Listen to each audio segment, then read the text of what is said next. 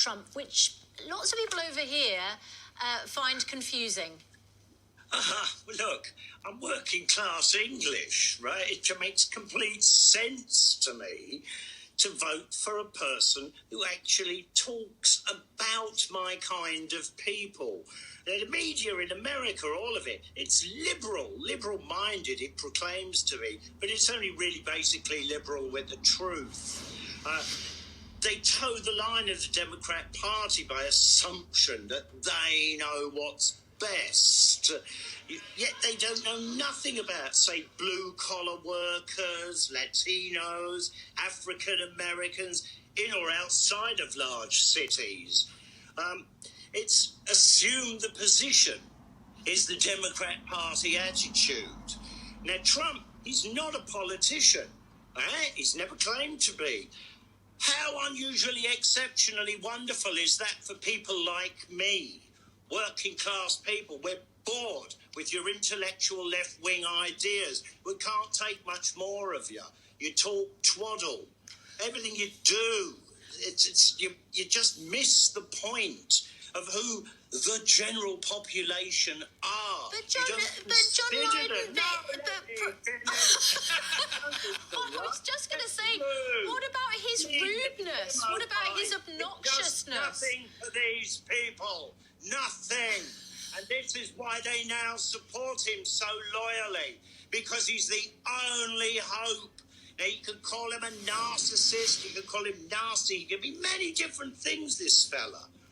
But he's the only hope, because the system, as usual, is an SH system. Right, John, let me jump in. What's it like for you? You're in Los Angeles, which is obviously a very liberal city and a very liberal state. What is it like being you with these views surrounded by wokies? Well, it's hell on earth, let me tell you, right? I've watched what the Democrats have done to California, let alone this entire West Coast, and it's utterly disgusting. I mean, if you want Chaz, Biden's your fella, right? That's it. Plain and simple. They've shown nothing by way of progress or making things better for anybody. It's chaotic, it's dogma-led, it seems to have a Karl Marx agenda behind it, although they're confused about their honesty even on that.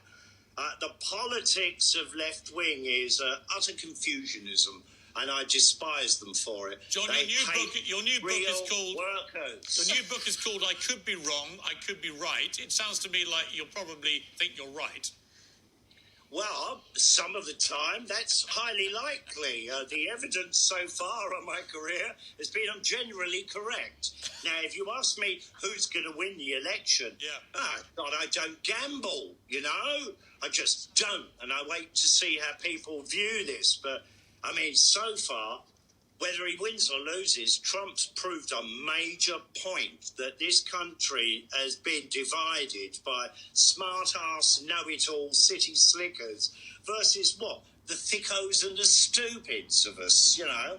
Because we don't agree with your liberal-minded agenda. Well, your liberal-minded agenda, look what it's done in Portland and Seattle.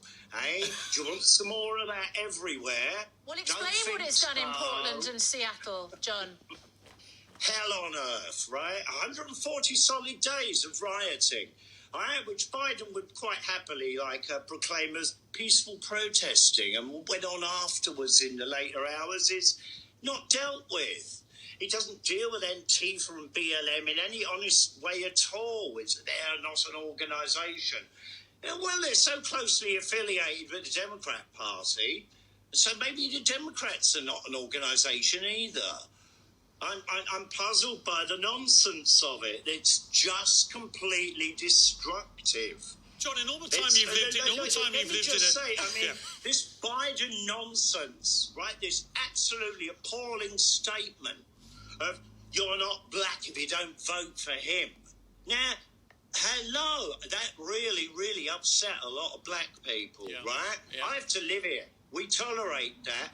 And this brings me back to that other champagne socialist, Hillary Clinton, who I mistakenly thought was a nice person a few years ago.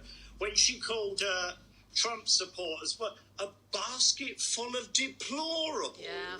John, we have to leave you, but we're going to go and talk to Nigel Farage. Are you a fan of Nigel Farage? Because we're about to talk to him. Yeah, I love Nigel. I thought you might be. You were responsible for me meeting him. Really? Yeah, on that show that day when Nigel was leaving the stage and I was coming in, there was a dreadful Labour MP getting in our way. I quickly pushed aside to say, "Hello, Nige." John Lydon, fantastic.